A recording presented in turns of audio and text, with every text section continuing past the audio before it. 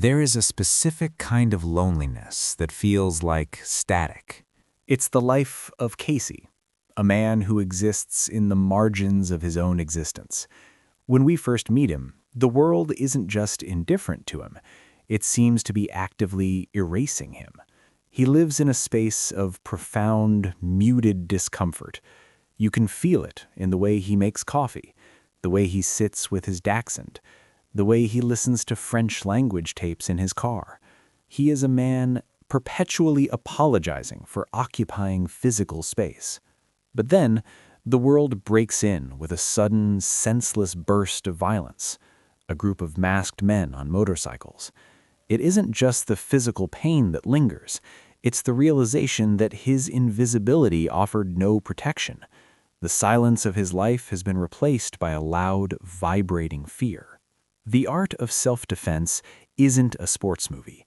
It's a surgical examination of how a hollow man tries to fill himself up with the most dangerous substance available, an extreme, distorted version of masculinity. Desperate people look for anchors. Casey finds his in a storefront karate dojo. Inhabit that room for a moment. It's a place of stark rules and absolute certainty. For someone whose life is a mess of trembling hands and maybes, the dojo offers the seductive power of yes and no. There is a ritual to it, the bowing, the white gi, the colored belts. These aren't just clothes, they are an armor for the soul. And then there is Sensei. He speaks in a way that feels like a cold compress on a burn. He's articulate, certain, and utterly devoid of doubt. He doesn't just teach kicks, he teaches a new way to breathe. He identifies Casey's insecurity and offers a cure: aggression. We watch Casey lean into this. It starts small. He stops listening to soft music. He stops speaking French. He starts trying to inhabit the masculinity he's been told is the only shield against the dark. The shift in Casey is subtle at first, then grotesque.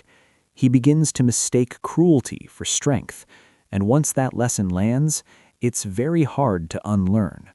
The dojo isn't a community. It's a cult of personality built on the exclusion of anything soft. This is most visible in Anna.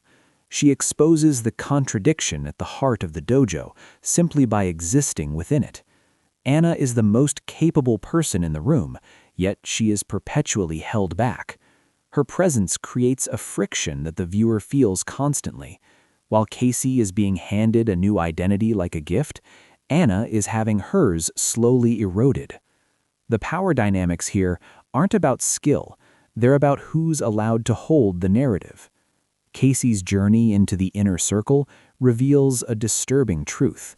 What once felt like self-defense now starts to look like preemptive violence, a philosophy where harm is justified as long as it's delivered first. The silence in the film becomes more menacing here. It's no longer the silence of Casey's lonely apartment. It's the silence of complicity. We see Casey realize that to be what intimidates him, he has to become the very monster that broke him. By the time we reach the climax of Casey's training, the question isn't whether he can win a fight, it's whether there is anything left of the man who just wanted to buy a bag of dog food in peace.